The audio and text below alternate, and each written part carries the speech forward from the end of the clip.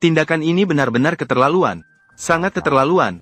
Jika di dalam negeri, sudah dijual sebagai besi tua. Namun di Pakistan hanya butuh 2.000 rupiah. Bisa diperbaiki langsung dan mendapat garansi setengah hari.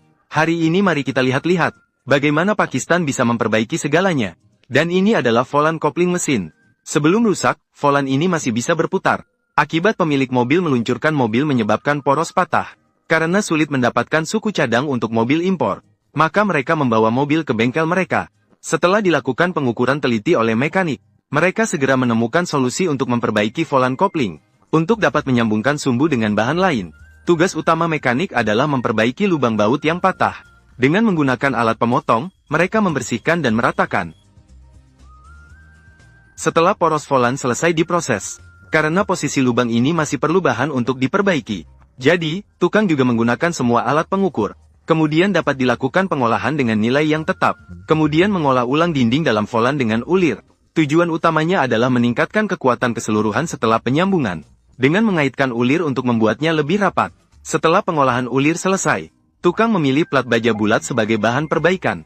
Namun karena poros utama masih perlu dipasang bantalan, tukang harus pertama-tama melubangi plat baja dengan bor pusat, agar bor besar tidak melompat saat memperbesar lubang. Setelah memastikan data diameter lubang sesuai standar, karena lubang poros volan memiliki langkah, ketika masih perlu menyambung batang baja, posisi lubang di plat baja juga harus diolah dengan ulir dalam, agar tidak terjadi kelemahan pada pengelasan dan terlepas. Setelah selesai mengolah lubang dalam plat baja, agar batang baja ini dapat tersisip dengan sempurna, langkah pertama adalah mengupas lapisan permukaannya. Diameter luar batang baja sama dengan diameter lubang pada plat baja. Dengan cara ini, keduanya tidak akan memiliki kesenjangan. Setelah diukur dengan jangka, sesuaikan dengan jarak ulir pada plat baja. Replikasi ulir yang sama persis pada permukaan batang baja. Setelah ulir direplikasi, plat baja sebelumnya harus dipasangkan dan diputar bersama plat baja. Putar batang baja sampai tidak bisa diputar lagi. Namun kekuatan hanya dari ulir tentu tidak cukup. Oleh karena itu, retakan di sambungan perlu diperbesar. Untuk meningkatkan kekuatan pengelasan dengan memperbesar area pengelasan.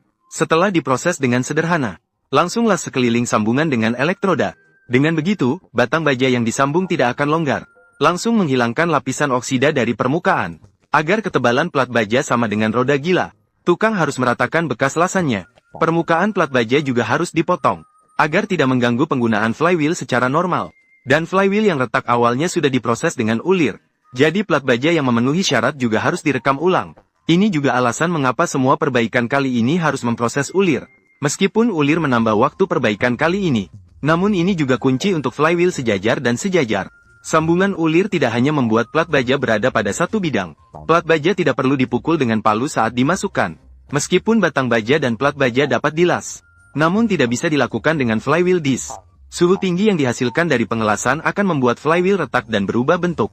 Namun hanya dengan mengandalkan sambungan ulir saja tidak bisa digunakan sepenuhnya. Agar flywheel dapat mengunci plat baja dengan kuat, pemilik harus melakukan lubang 3 titik di celah. Dan ini dapat digunakan sebagai lubang pembatas untuk mengunci plat baja. Agar posisi lubang dapat dipasang dengan baut dan dipasang dengan kencang. Dinding dalam juga harus dibuat ulir, dengan terus memutar tab ulir berlabel, sehingga ulir biasa bisa langsung dimasukkan ke dalamnya. Saat tukang menggunakan kunci pas, mur baut yang berlebihan harus dihilangkan dengan gerindra sudut, sampai permukaan sambungan tidak memiliki tonjolan. Namun batang baja di tengah tidak hanya perlu dipasang bantalan, dan seluruh permukaannya masih berkarat. Tukang pertama-tama harus menggosoknya hingga mengkilap. Kemudian lubang harus dibuat di batang baja masif dengan bor. Untuk menghindari celah saat pemasangan bantalan, tukang harus sesekali mengukur dengan jangka sorong, agar lubang tidak terlalu besar sehingga tidak bisa digunakan.